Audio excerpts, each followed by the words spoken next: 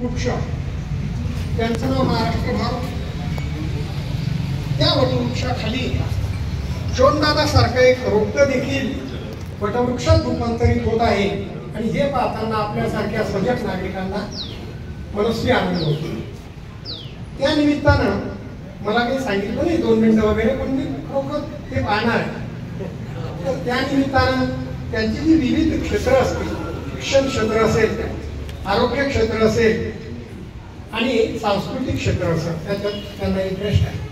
त्या सर्व क्षेत्रांपर्यंत त्यांची, कारण ते स्वतः दृष्टी देणारे डॉक्टर आहेत, नेत्रतज्ञ आहेत, त्यांची ही दृष्टी एवढी विकसित हो की ती पददलित दुर्लक्षित समाजापर्यंत पोहोचली पाहिजे.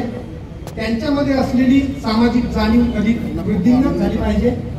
या शुभेच्छा मी त्यांना या प्रसंगी देतो.